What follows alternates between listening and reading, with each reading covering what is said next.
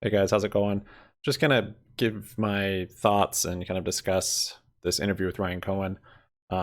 This video was done by GameStop.com, Joe Fonicello. Shout out to him. Go check out his channel. Go give him a sub. Give him a thumbs up on this video. Ryan Cohen has basically been quiet for 2 years, and we'll get into it. But I'm just gonna kind of share some of my thoughts. And this is the first time we've heard from him. It's kind of interesting. It's also interesting. The first time he comes out, he comes to GMEDD and not any sort of mainstream media, which I think is a slap in the face to CNBC and all the big mainstream media that paint him so poorly. I think this basically shows how he views them. He comes to some kid with his website, which, not to downplay him, like, this is sick what he's doing, but it's pretty funny. A billionaire that's getting his first interview after 2 years, and all the spotlight is with this guy. So here we go. Welcome to GMEDD's interview with the one, the Oh, only. I'm playing it on 1.5 times also. So go watch the original one if you want, but I'm going to play this one faster so we can get through it. But I'm going to just pause and give some commentary here. I'm going to leave the closed caption on the bottom too. Only Ryan Cohen. I'm Joe Fonicello, your host for the next hour.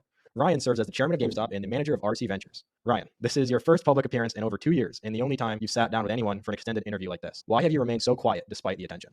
Well, first of all, thank you for hosting me. I've been incredibly impressed. So green bottle, I mean, green candlesticks, rockets, which is just, yeah. With the level of diligence that GMEDD has done for GameStop and for the community. And I couldn't think of a more appropriate channel to have this conversation with. Secondly, in terms of why... You couldn't think of a more appropriate channel. I love that. He's been silent for 2 years. Wall Street Journal, CNBC, no, those aren't appropriate. GMEDD.com is appropriate. Haven't I done anything up until now? I haven't had time. I've been focused on work. So sorry for my dog in the background. But I haven't had time to play. I've been focused on work. So it's taken up all of my time. I appreciate that. He's hardworking. I don't buy that though. I mean, yeah, he definitely could have talked before now. Not to go against him and say that that's not good. I think he probably needed to be silent, but not because he's been busy. You can take 5 to 10 minutes to do an interview, but here we go. Before everything with GameStop, you were the... So this whole interview, I think he's kind of holding out in a lot of areas. But I think it's very good to see him, just how he answers questions. Joe, I'm sure was talked to Ryan before, and he probably screened all the questions with him and went over all of them. And so they probably, maybe not scripted it, but I don't think any of these were off the cuff from Joe. And Ryan, so Ryan knew of the questions, I would say, for the most part, and Joe was pretty easy on him. It wasn't like he didn't ask him hardball questions or anything like that, which is fine. The founder and CEO of Chewy. Because I'm sure there's a lot of legal ramifications that RC can't talk about and can't disclose, so there's no reason to prod, basically. The age of 25. Can you talk about what building Chewy meant to you and what you learned from that Can experience? you hear the dog in the background? That's perfect. It's a real dog, by the way. It's not just sound effects. Yeah. What did I learn from Chewy? Chewy was hard. We built Chewy in Florida. It was very hard to raise capital. We were a bunch of nobodies. It's like 3 states basically account for like 75% of venture capital: New York, California, and Massachusetts. So raising capital was really difficult at Chewy. Attracting talent was very difficult at Chewy, especially being in Florida. The talent pool was pretty limited. And we were selling 30-pound bags of pet food online. And so that wasn't very popular either, against the backdrop of pets.com. So first, everyone said pets, you can't make the unit economics work selling 30-pound bags of pet food. And then once we had positive unit economics, everyone said that Amazon was going to crush us. And neither of those things were true. But it was very, very tough. It's a low margin business. Part of the secret sauce was just how we structured it. We had negative working capital. We took the business from like 200 million to 3.5 billion. We burned through less than 150 million of cash, even though we accumulated significant losses. So we turned our inventory over faster than our payment terms. But granted, going head to head against Amazon, selling 30-pound bags of pet food in the mail, tough business. Yeah. GameStop, on the other hand, in many ways, Chewy was like a new construction. We built the business from the ground up, knew the business inside and out. GameStop is different. We inherited a bunch of legacy everything and underinvestment across the entire business, people, the entire technology stack, just decades of neglect. And so it's hard to turn around a brick and mortar retailer that's under the kind of pressure that GameStop was and continues to be under. But that was also part of the attraction going into GameStop, was that a transformation the likes of GameStop was really unprecedented, and I was motivated by that. And similarly, selling 30-pound bags of pet food in the mail was also very unpopular, and we figured it out. So, yeah, I like tough things. I don't like to make my life easy for whatever reason. You've made yourself into a pretty prolific activist investor. Is RC Ventures evaluating other opportunities in this market, and what do you look for? I'm always looking for opportunities. What do I look for? Yeah, and of course, I mean it's definitely a better environment and market to allocate capital today than it's been, in a very, very long time, at least in the past decade. So I like consumer businesses. That's my core competency. And I like simple businesses. How big is RC Ventures? You're looking at RC Ventures team. So why did you invest in GameStop? I invested in GameStop because I thought it was cheap. I thought the intrinsic value of the business was worth more than the price that I paid. There was a tremendous amount of skepticism around GameStop. Intrinsic value of GameStop more than he paid. So when he bought it, I think Jimmy, with the split now, it was single digits, I believe. I could pull it up, but some people say, "Oh no, he thinks it's so undervalued." He doesn't think it's undervalued anymore. I wouldn't. I mean, of course, it's his company, so he might say something like that. But it was in this range. This is kind of RC's buy-in. So after split, we're in single digits. Low single digits, $1-2. So yeah, it's held up very nicely as far as valuation. And those are the things that I like. I like looking at things where no one is looking at them. Those are usually some of the best opportunities. And I'd say the opposite of that is IPOs, where the animal spirits are out and everyone's kind of standing in line trying to give them money. GameStop was on the opposite end of that. No one was interested in investing in GameStop at the time that I made the investment. It was hugely unpopular, and those are the things that attract my attention. I'm contrarian by nature, and so it was a pretty contrarian investment at the time. That said, I should point out the company, the fundamentals of the company have changed dramatically since he bought in. Of course, one being him buying in was created a ton of bullish sentiment towards the company. So I'm not saying that it's the company's the same place it was here than it is now. It has more value now, but I think even still, it probably was deeper value at this point than it is now. Yeah, there are some contrarians online. What did you know about the enthusiasm from some retail investors over GameStop on digital communities like Wall Street Bets? I learned about. I mean, I'd say I only really noticed it when I filed my 13D. I lost my 13D virginity in August of 2020, so I was a late bloomer, and that's when I noticed retail activity. And then when I filed subsequent amendments, I noticed it. But it was something that snowballed over time, and it was impossible to predict, frankly. So obviously, we know what happened. We know what happened afterwards in January, but I learned about it really when everyone else learned about it. Yeah, last we spoke, you referred to the events of January 2021 as one of the most fascinating things that has happened in the history of financial markets, and it was life-changing for us retail investors. What was it like for you? When I decided to join the board, personally, I made a long-term commitment to be at the company for an extended period of time, and so there was a lot of deliberations, or I'd say board drama, going on after I joined the board. That really had nothing to do with the volatility in the markets, and had everything to do just with the transformation and everything going on at the company. And so we changed the composition of the board. We got rid of the entire board. We got rid of all the professional directors. We changed up the entire management team. And so I was focused on making all of the changes at the company, and that consumed all of my time. Do you think what happened then could ever happen again? I don't know. I mean, that's hard to predict what's going to happen in financial markets. Anything can happen. Anything can happen. When you think about the attention GameStop's received since then, how has that impacted the company's transformation? It's great branding. I mean, there's no amount of money that can get. Not much to mention there. I mean, he doesn't know, and even if he did think it definitely would, he couldn't say that. So yeah, that was basically the only response he could have, which was the right one. Get the kind of branding that we got from GameStop. So it made the company world renowned. It brought a lot of attention to the company, and I mean, I think it was hugely beneficial for the brand. Yeah, I remember when that happened, we made a post on GMEDD saying this is the great opportunity to rebrand all the stores across the globe to GameStop, because that was just free marketing, for everyone to know the GameStop name. And you did end up changing Canada over to GameStop. So founding a company poses a different set of challenges than transforming. Yeah, that was a huge bullish thing for me, was not only the retail sentiment of stockholders, but just the whole story from the pinch in January, how much that just made this such a big deal around the world. Where, of course, some of you guys don't even have GameStops within 1,000 miles of you, and you're investors and can't wait to go to GameStop. So Um, that has brand value more than most any company, I would say. And the only one I can compare it to that's close is really like a Tesla. Your legacy business. How are Chewy and GameStop different or alike? They're both contrarian, selling. There was all the comparisons with Chewy to Pets.com, and then GameStop to Blockbuster.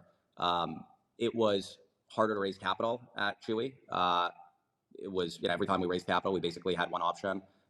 When we were hiring, was very difficult. We were an unknown quantity in Florida. I'd say at GameStop, we've been able to raise capital. We're fortunate that we were able to do 2 ATMs. It's been easier to hire. Being in the public markets and having that level of visibility. But in terms of the actual business, the business is more challenged at GameStop. Even if you look at the cohorts and the customer retention at Chewy selling consumables online, we had really sticky customers. And at GameStop, it's completely different. You don't have sticky customers. So, we had a payback period and a certain lifetime value. Whereas at GameStop, you got to make back your money right away when you spend money on customer acquisition. So it's definitely a different dynamic. Having said that, though, if you look at GameStop and the brand and the store base and the strategic assets of the company, the size of the customer database, there's a lot of strategic and just the revenue base. Frankly, I mean, we needed to build that revenue base at Chewy. No one had ever heard of it. It was literally customer by customer. Whereas with GameStop, it's a known quantity already, and we've got a business and a foundation to build off of. But having said that, it's a foundation that was underinvested in for a very long time, and we've been working really hard to restore and rebuild that foundation. So when George Shorman stepped down, there were a lot of speculation whether or not you would become CEO. You were CEO at Chewy.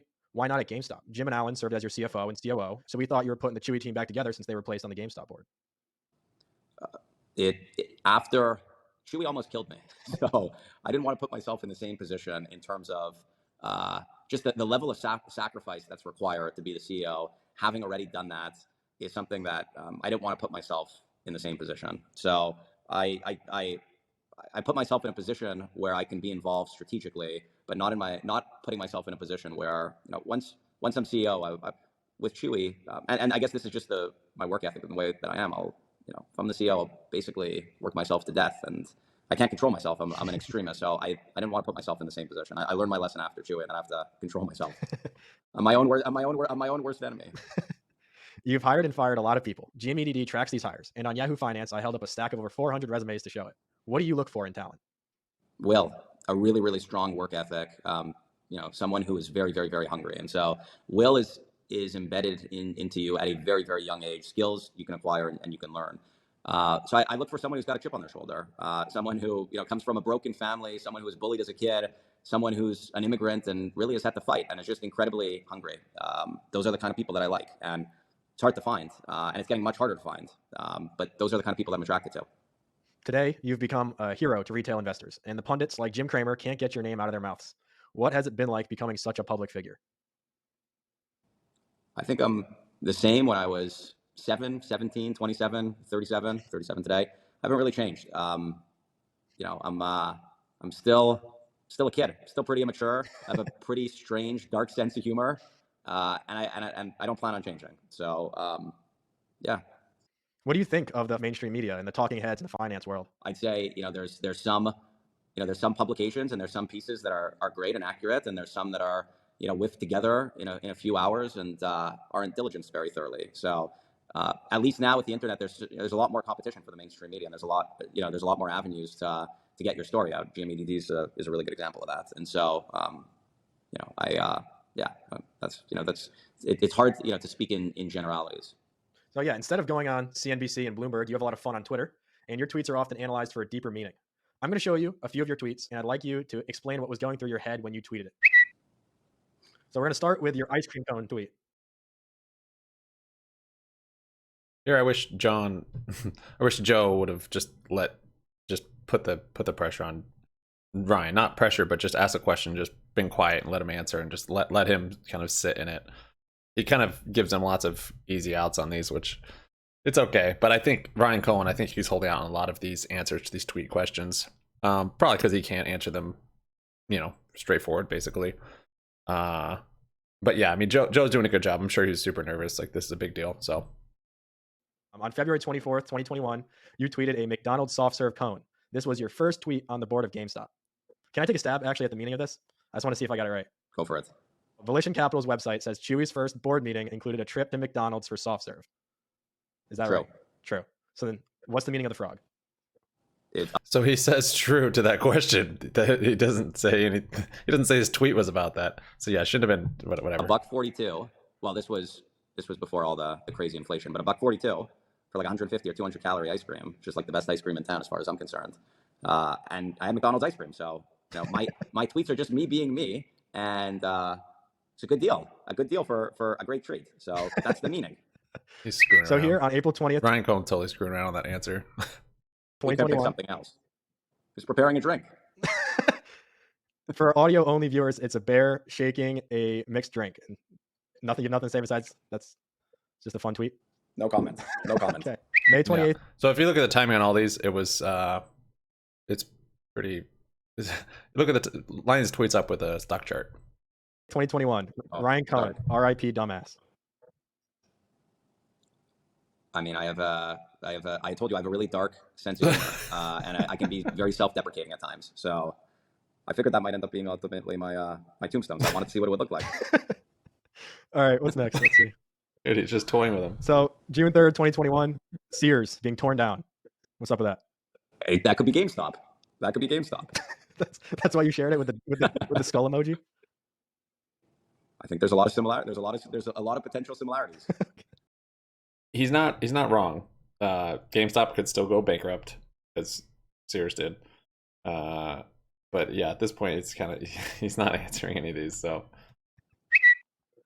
can't stop, won't stop, and you're sitting on the toilet with a fax machine, or is that a phone, and a computer?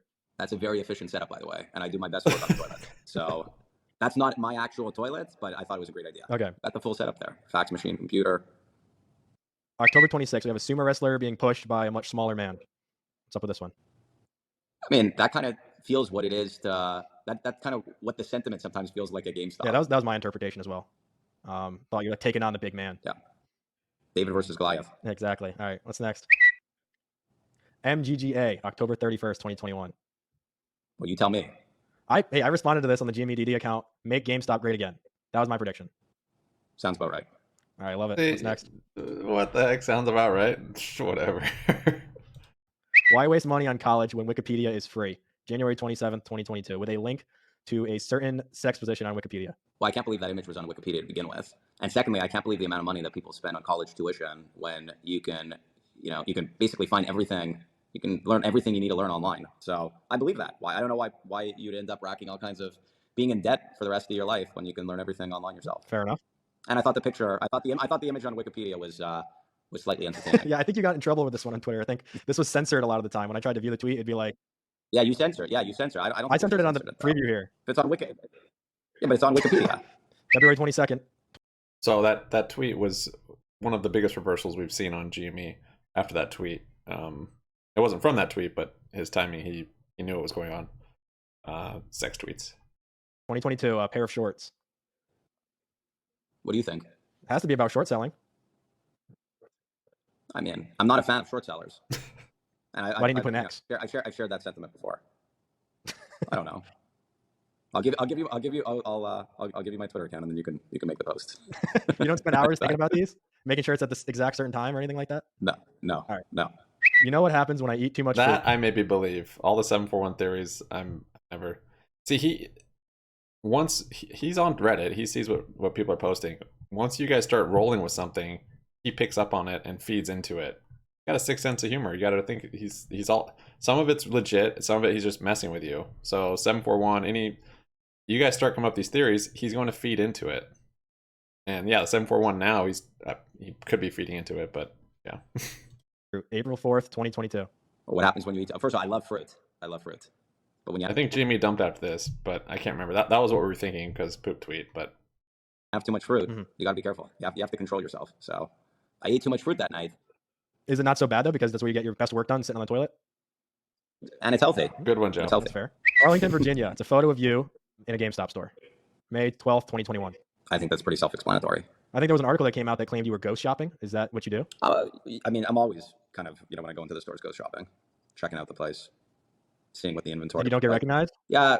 More recently, it's harder to do. Okay. Now, when I wrote about this on our website, I noted what was in your hand, and we spent a lot of time trying to figure out. We thought it was a scooter, an electric scooter. Yes, it was not an electric scooter though, but it was a scooter. Just a non-electric scooter. Do you do that a lot? Do you ride a normal scooter around? No, it wasn't mine actually. It was my son's. All right, that's fair. So we got that one right. These are the kind of things we look at. Every detail matters. Yeah, of course. People were looking at the way the games were set up on the rack. People thought maybe there was a message there. Yeah. Yep. He just said yep. The Okay. games were set up on the rack. People thought maybe there was a message there. Yeah. There wasn't one, right? No message in the games? No, there wasn't. No. Wall Street charges law. I mean, I didn't. No.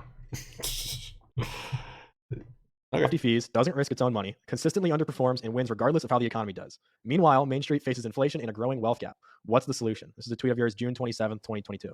Yeah, I think that's true, and I don't know what the solution is. I'm not I don't understand all these management fees and why people give their money to they've got the cocktail parties and stuff like that, and I understand there's a certain allure by going and investing in a certain fund, but whether it's mutual funds or private equity or venture capital, I mean a lot of these structures are set up where it's heads I win, tails you lose. Like they make money regardless of whether they outperform the S&P 500, and so I don't really understand that concept, and I think that anyone that's managing money, there shouldn't be ulterior motives, and so I'm not really a fan of management fees. I think it's misaligned with investors, and there's clearly also unprecedented inflation and a growing wealth gap, and it's complicated in terms of what the solution is because this has been going on for a long time.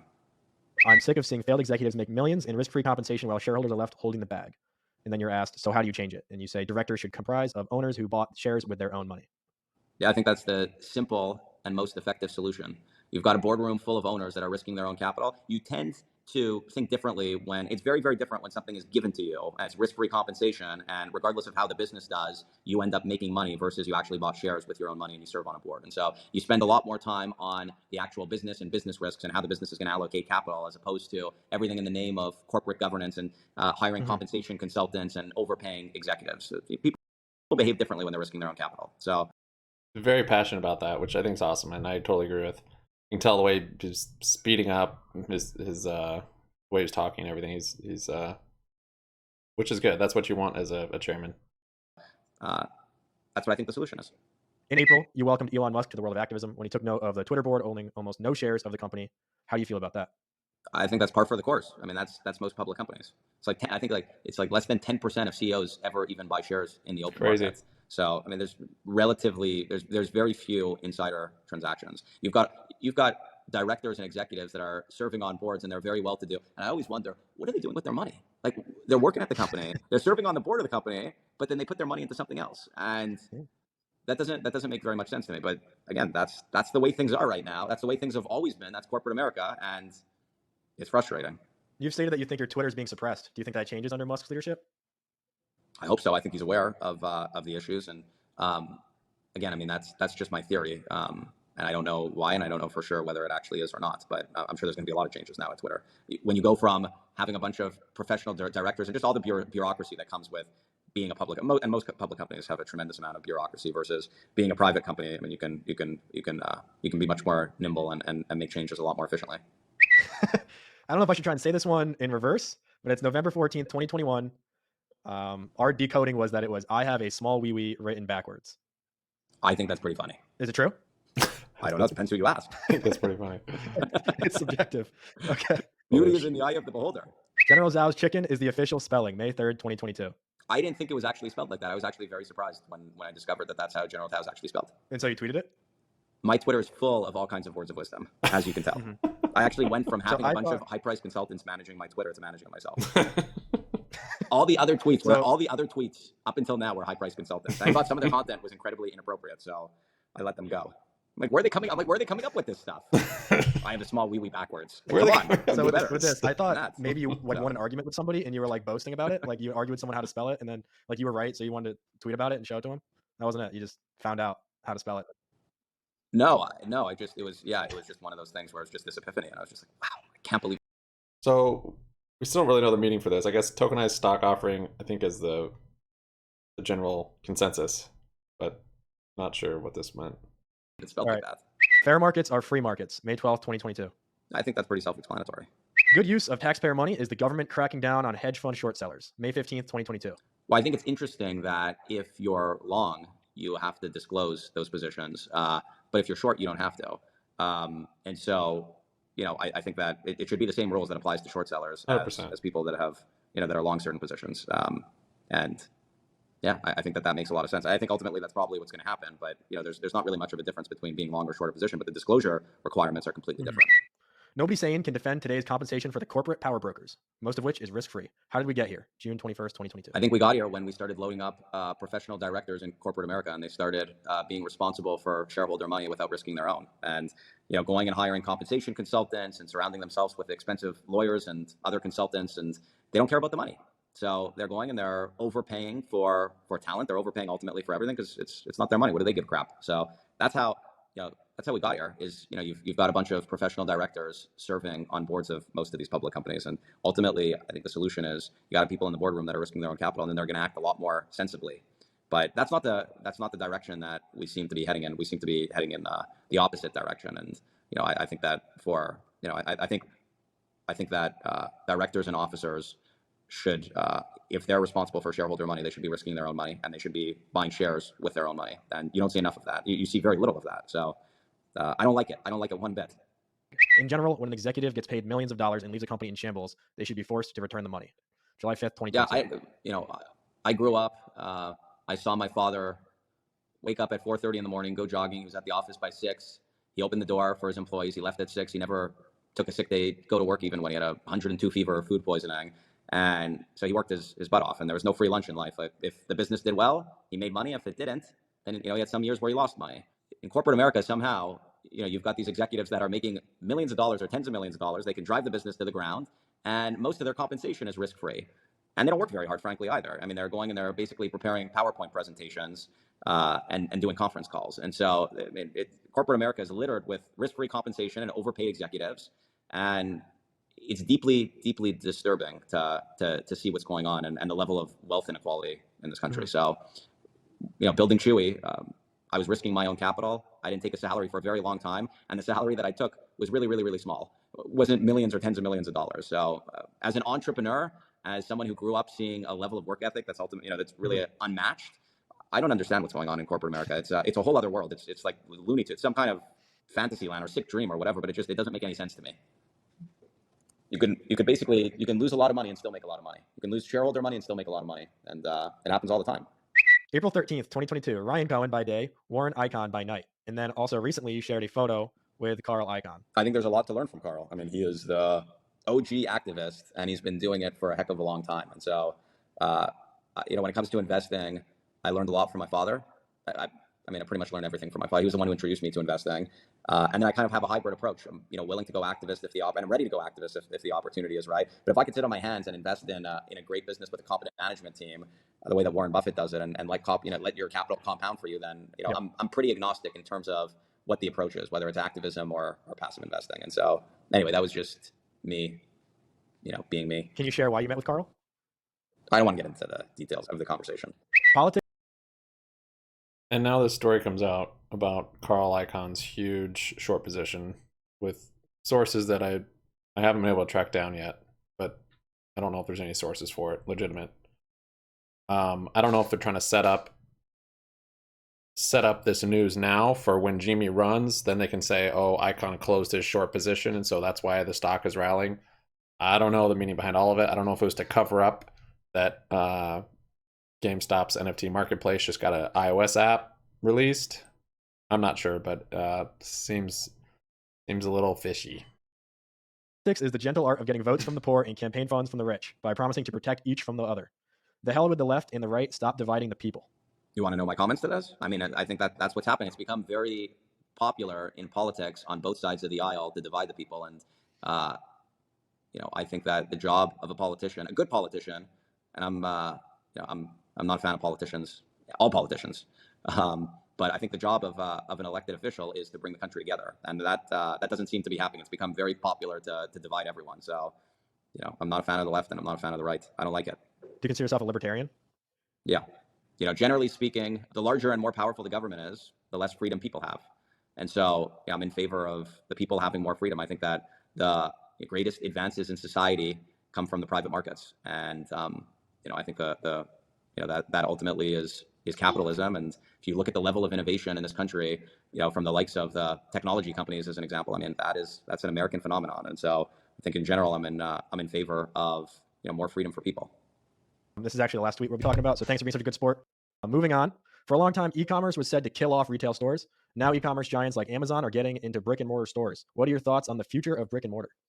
I think if you look at e-commerce penetration as a percent of retail, it's still underpenetrated, and I think that just generally, I'd rather be an e-commerce company than a brick and mortar retailer. So, are you a gamer, or did you game as a kid? I gamed as a kid, lots of Call of Duty, all the EA Sports games, well, hockey and baseball. I was just going to ask you what you played, so it's good to know. I was a Call of Duty kid myself. I'd like to talk some more about investing in the current economy, which is much different than the start of the year. How has your investment outlook and management philosophy changed as the world exits the zero interest rate policy regime? Interest rates, higher interest rates are a game changer. And so it changes everything. It's changed how we allocate capital at GameStop. And that's not just GameStop specific. It's every single business. I mean, it's as simple as before you had 0% interest rates. And so there really was no discount rates. And the difference between long-term cash flows and short-term cash flows, really, there wasn't much of a difference. Now you have a real discount rate. You've got the 10-year treasury north of 4%. And so the value of short-term cash flows is much greater than long-term cash flows. And as a result, there's, at GameStop, we're targeting higher returns, and we're focused much more on short-term profitability as a result. And so, we're cutting expenses aggressively, and we're going to continue to cut expenses aggressively and have much more of an emphasis on short-term profitability. And so it's pretty simple. Interest rates are like gravity, and, you've got. This is really good because in prior earnings calls, and they've really just been talking about long-term profitability, all long-term, and now with interest rates changing, they've shifted their outlook and trying to cut costs and get more short-term profits flowing. So that's good that they're shifting in that direction. A higher hurdle rate and effectively a much higher discount rate, and so it's a focus on profitability. To what extent do you think Chewy benefited from zero interest rates? It did. I mean, we raised $350 million, and we would have taken a similar approach. We targeted a certain lifetime value and payback period at Chewy, and that was under a 0% interest rate environment. And so we would have been, our marketing spend was efficient, but we would have been even more selective in terms of how many customers we acquired and targeting a shorter payback period and, higher returns on invested capital ultimately. And that likely would have translated into lower revenue growth. But ultimately, you allocate capital differently when interest rates are higher. You're targeting higher returns. So how has becoming chairman of GameStop changed your views on capital markets? I mean, it's given me firsthand experience in terms of just the public markets per se. But there's more red tape and bureaucracy to work through as a public company than a private company. But at the end of the day, whether I'm serving on a board or whether I'm an actual executive or whether I'm investing in a business, I mean, it's capital allocation and. More involved, you're more involved as an executive as opposed to, there's not much of a decision you can make other than buying and selling versus being a passive investor. But ultimately, it's all just capital allocation. You disclosed a 9.8% stake in Bed Bath & Beyond in March of this year and urged the board to adjust the company's strategy. In August, you sold that position. Why? I have a standstill with the company, so I have to be careful what I say. So he might have a standstill just from his prior agreement with BBBY. I don't think this is a new one necessarily, and that could be expiring soon since he has now sold his position. But yeah. I'll speak more in generalities. My views of the business clearly changed, and I was highly critical of the strategy and the strategy in the letter that I put out. In general, it's rare to see a company go from aggressively repurchasing shares to losing a lot of money. And so, when I saw that and I saw the results, my views changed of the business, and ultimately I sold. You've shared before that everything you learned by following in the footsteps of your father, Ted Cohen. What would you say to him if he was still with us? A lot. I spoke to my father a few hours a day, so I don't even know where I would start. He would get a kick out of watching everything that's going on. So what would I say to him? What would I say to him about what? We'd have a lot to talk about. It'd be a very, very long discussion, and I really wouldn't know where to start. You have a very strong fan base. What final remarks would you like to leave them with? I have a very similar sense of humor, and so I get a kick out of seeing some of the content that gets posted online. It's good. It's very, very, very, very good. And some of the content that gets posted online, it's a lot of work goes into it, and it's hilarious. So it's right up my alley in terms of that kind of sense of humor. The more provocative, the better. I told you I got a really dark sense of humor, and so after, if it's a long, stressful day, there's nothing better than seeing some of the content that gets posted online. The memes, me being a cross-dresser. Yeah. In some of those, I look pretty good in some of those. I like and retweet a few of those. So I don't even recognize myself. I'm like, wow. Yeah, I'd say you really do show a lot of attention to the face swaps. People put your face on a beautiful woman. You've noticed. I have noticed. You've noticed. No, I look good. I look good. And I'm trying to be humble. Yeah. But like some of them are good. So I need to give them a double take. But it's right up my alley. All right, Ryan, it's been an honor to speak with you. Thank you for your time. We hope to hear from you again soon. Cheers. Yes, absolutely. Thank you for your time. Thank you for the work that you do for the company. It's it's an honor to be here. Oh, there's an alarm. So, yeah, you wanted his first interview, at least me. I'm like, oh, I want his first interview back to be this big, elaborate thing where he's saying, oh, yeah, this meant that, ha ha ha. And like everything gets exposed. It's a little underwhelming that he was so casual, and that's partly, I guess he has to be, and partly how kind of Joe interviewed him. But yeah, I think it's good for retail, especially newer retail investors that are on GME, to see him just as a real person, and not some god that they've been praying to for the last 2 years, because he's a real person, and he's a young guy, and this is the first time he's been the chairman of a board of a big company, and he's doing the best he can, and it's a ton of pressure on him from all of retail and all the eyes and all the spotlight he has. So yeah, I mean, I think the vision and the drive that we can see from this interview is good, and it's bullish for the company. I think he was, of course, holding back on some of the answers to the tweets, and yeah, I mean, it was pretty kind of lighthearted, and that's good. At some point, it would be nice to have some proper answers. Yeah, some more in-depth answers, because it seems like for how much has gone on with retail and this whole kind of movement, it was very casual. But I guess maybe it has to be at this point. I'm not sure. But that being said, Jimmy might be ripping tomorrow. Sub up, like up, comment down. Happy money sticks around. See you guys later. Peace out.